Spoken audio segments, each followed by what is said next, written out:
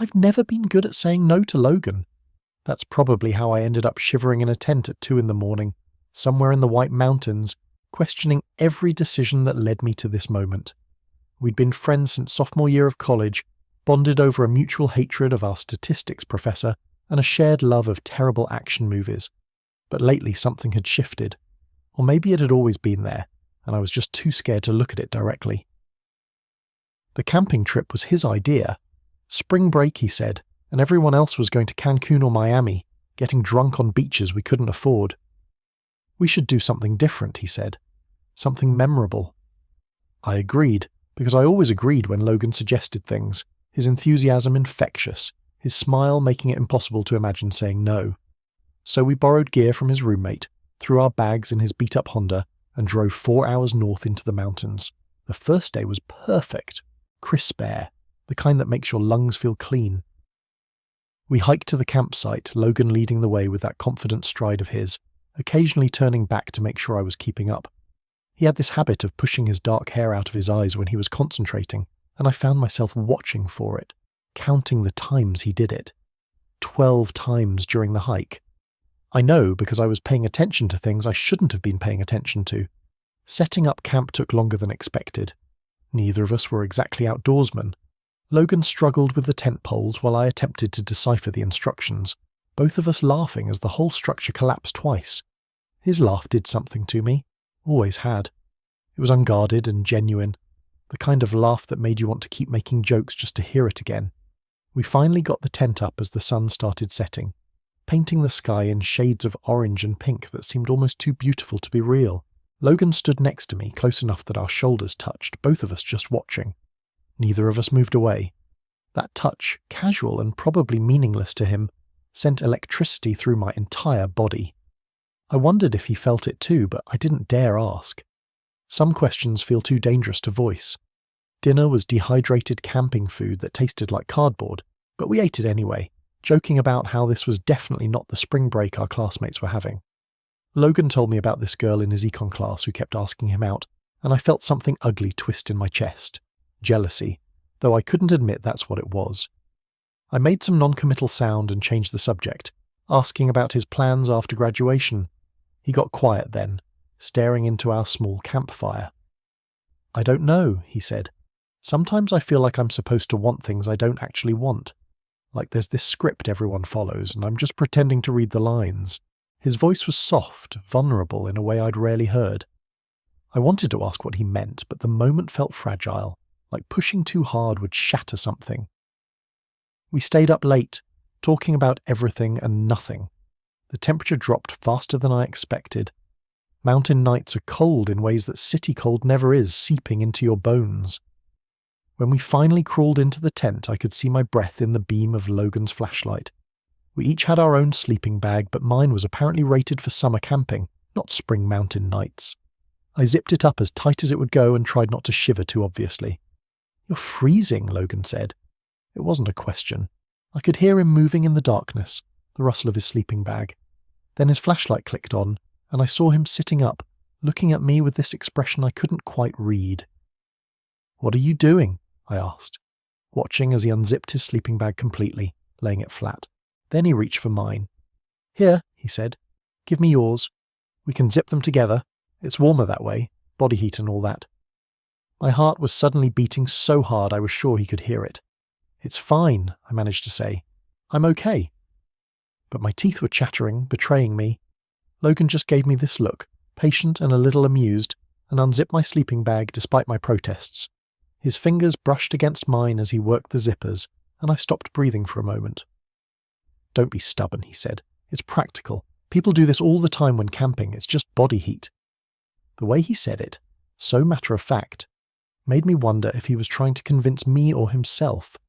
He zipped the two bags together, creating one larger sleeping space, and gestured for me to get in. "Come on. Unless you want to freeze to death and make me explain to your mum why I brought you back as a popsicle." I climbed into the combined sleeping bag, hyper-aware of every movement, every sound. Logan slid in next to me, and suddenly we were sharing a space barely big enough for one person, let alone two. Our bodies pressed together, shoulder to shoulder, hip to hip. He was warm. So warm, and I tried to focus on that, on the practical warmth, and not on the fact that I could feel his breath on my neck, that his arm was against mine, that we were closer than we'd ever been. "Better?" he asked, and his voice was quieter now, almost a whisper.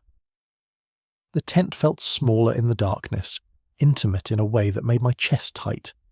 I nodded, not trusting my voice, then realized he probably couldn't see me. "Yeah," I said.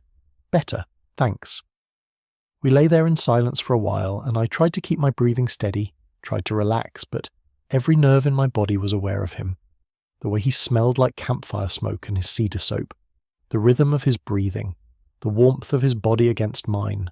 I wondered what he was thinking, if he was as aware of our closeness as I was, or if this was just another practical solution to him, nothing more complicated than that. "Can I tell you something?" Logan said suddenly, breaking the silence. His voice was different now, uncertain in a way that made me turn my head toward him, even though I could barely see his face in the darkness. "Sure," I said, my mouth dry. "Anything." "I've been thinking about something for a while now," he continued. "About us. About why I suggested this trip." I could feel my heart pounding, could hear the blood rushing in my ears. I didn't know what to say, so I stayed quiet, waiting. He shifted slightly, and somehow we were even closer, if that was possible. "The truth is, I didn't want to spend spring break with anyone else, just you. And I kept trying to figure out why that was, why you're the person I always want to be around." The air between us felt charged, heavy with things unsaid. "Logan," I started, but I didn't know how to finish. Didn't know what I was allowed to say, what I was brave enough to say. My whole body was tense, caught between hope and fear. "I think I've been lying to myself," he said, "about what I want, about how I feel. That girl from econ class, the one I mentioned, I've been avoiding her because every time she asks me out, all I can think about is that she's not you. And that's been messing with my head because I didn't think I was supposed to feel this way about my best friend, about another guy." The words hung in the air between us, and I felt like the world had tilted slightly. Did he just say what I think he said? My mind was racing, trying to process, trying to believe this was actually happening. "You feel," I started, my voice barely audible. "What do you feel?" I felt him move, felt his hand find mine in the darkness, his fingers tentatively linking with mine.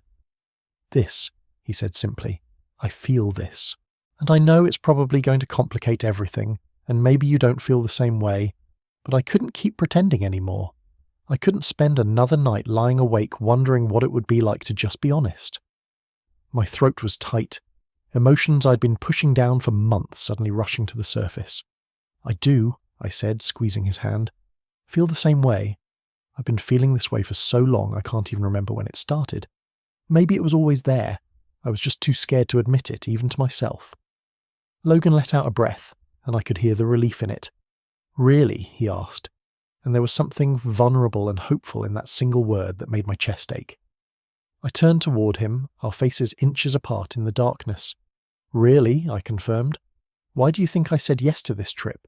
Why do you think I always say yes when it comes to you?" We lay there, hands linked, breathing the same air, and the silence now felt different. Not heavy with unsaid things, but full of possibility. Full of truth finally spoken. I could feel him smiling even though I couldn't quite see it. "So what now?" he asked, his thumb tracing small circles on the back of my hand, a gesture so tender it made me want to cry. "Now we figure it out," I said. "Together. We don't have to have all the answers tonight." Logan laughed softly, that laugh I loved, and shifted closer. His forehead touched mine, a point of contact that felt more intimate than anything I'd experienced. "I'm really glad I suggested this camping trip," he murmured, "even if I had no idea how to set up a tent." I smiled in the darkness, feeling something settle in my chest, something that felt like coming home. "Me too," I said, even if my sleeping bag was completely inadequate. He laughed again, and then, so slowly I could have stopped him if I wanted to, he closed the small distance between us. His lips brushed against mine, tentative and questioning, and I answered by kissing him back, my free hand finding his face, fingers sliding into his hair. The kiss was soft and exploratory, both of us learning this new language between us. When we pulled apart, I could feel him smiling. "That was," he started, then seemed to lose the words. "Yeah," I agreed. understanding exactly what he meant. We stayed like that, foreheads touching, hands linked, breathing each other in. The cold that had seemed so unbearable earlier had completely disappeared, replaced by a warmth that had nothing to do with combined sleeping bags and everything to do with the boy I was holding. "We should probably sleep," Logan said eventually, though neither of us moved. "We have that long hike tomorrow." I nodded against him, not wanting to let go of this moment, afraid that morning light might somehow change things, make them less real. But Logan seemed to sense my hesitation. "Hey," he said softly, "this is real. We're real. Tomorrow doesn't change that." His words settled something in me, and I finally relaxed fully against him. "Okay," I said. "Okay." We shifted into a more comfortable position, his arm around me, my head on his chest, our legs tangled together. I could hear his heartbeat steady and sure, and I matched my breathing to its rhythm. "For the record," he murmured, his voice already heavy with sleep, "I'm glad it's cold." I smiled against his chest. "Me too," I admitted. "Best worst sleeping bag ever."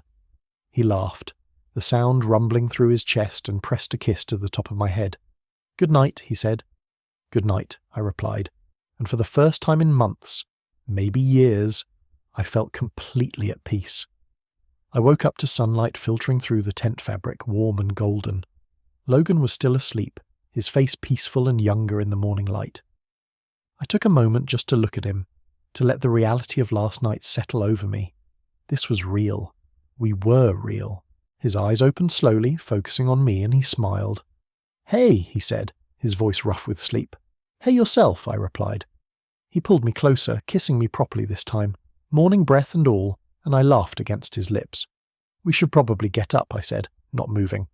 "Probably," he agreed, also not moving.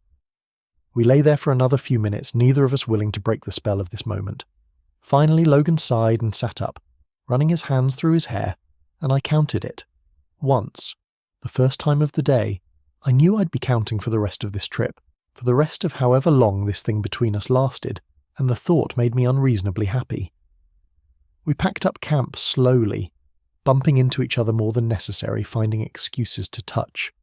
The hike back to the car felt different, lighter somehow. Logan reached for my hand on the trail, linking our fingers together, and it felt like the most natural thing in the world. We didn't talk much, but the silence was comfortable, full of shared understanding. At the car, loading our gear into the trunk, Logan turned to me. "So," he said, "that econ girl. I'm definitely going to tell her I'm not interested." I raised an eyebrow. "Oh yeah? And what reason are you going to give?" He grinned, pulling me close. "That I'm completely gone for my best friend. That I went camping and figured out what I actually want. That I'm done pretending." I kissed him there in the parking lot, not caring who might see, and he kissed me back like we had all the time in the world. When we pulled apart, he was smiling that smile I loved. "Ready to head back?" he asked. "Ready," I confirmed. "But next time, we're bringing better sleeping bags," he laughed, opening the car door. "Deal." Though I have to say, your inadequate sleeping bag worked out pretty well for me. The drive back was filled with music and conversation, and Logan's hand in mine. We talked about what this meant, how we'd tell our friends, what came next. It felt overwhelming and exciting and terrifying all at once.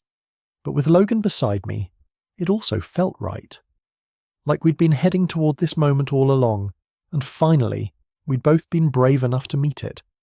I never thought I'd be grateful for a cold mountain night and a sleeping bag rated for the wrong season. But sitting in that car, watching Logan sing along to the radio, I was grateful for all of it. For his courage in speaking first, for the truth we'd finally told, for the warmth we'd found in each other. Sometimes the best things happen when you stop pretending and start being honest about what you really want. And what I wanted was right here, holding my hand, taking us home.